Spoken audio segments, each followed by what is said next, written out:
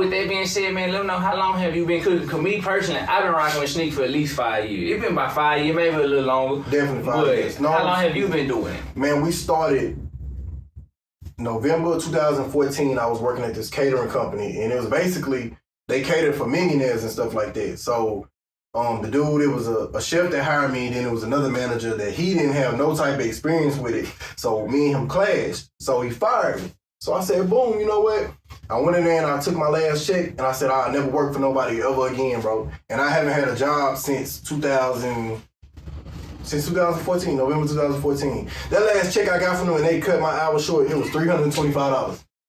Supposed to be $1,200, $325. And I took that and then I bought the first couple things that I needed for Sneaky Eats, and we've been rolling ever since.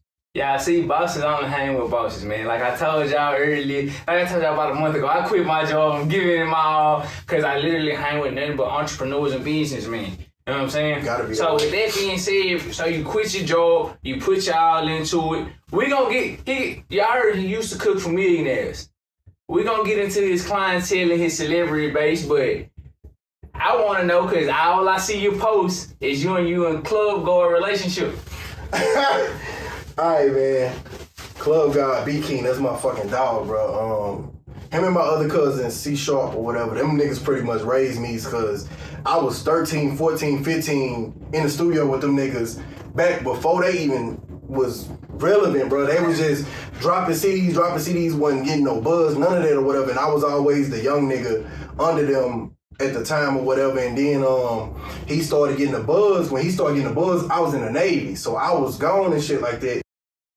Okay. When I came back, my nigga a superstar and shit like that. So, you know what I'm saying? It got to the point where it was just me, him, and my cousin and a couple other niggas. We was doing shows and shit like that. I wasn't never rapping or nothing, but I was always the nigga that was there, you know what I'm saying? We got eyes on everything, because you already know this our breadwinner. We got to make sure he's straight before anything and shit like that. And me and him, we had fell out in like 2013, but then we squashed that shit, and we've been thick as thieves ever since. Like, it ain't never, you know what I'm saying, nothing ever happened, but that's my dog, bro. Like, he doing, and I tell people this, it's crazy you brought that up, bro.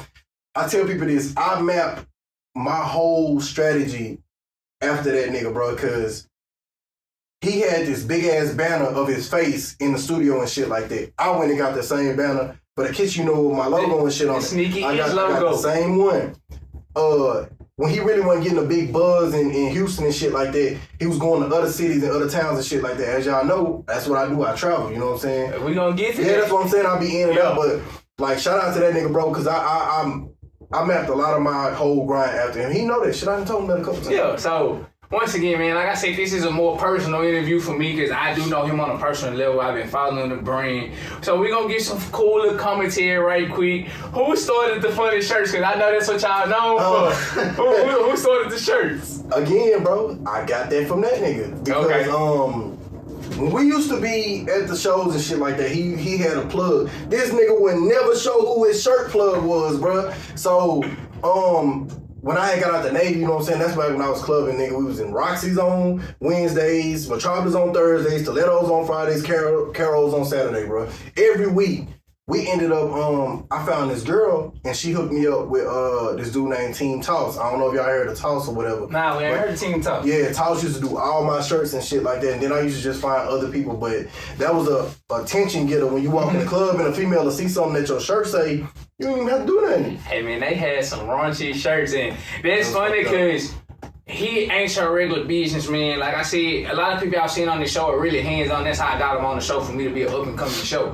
He's really hands-on with his customers and his clientele. So he posted some of his memorabilia and some of his old throwback memories, and he loves to share them with his fan base. So that's why I bought up the whole shirt thing, because as y'all know, Club Guard, BeatKing. Remember that shit, dog. Man, you just put a post up, man, I want to say about 2 or 3 days ago. Man, them shirts said some outlandish things. Oh, wow. I was in them streets, bro.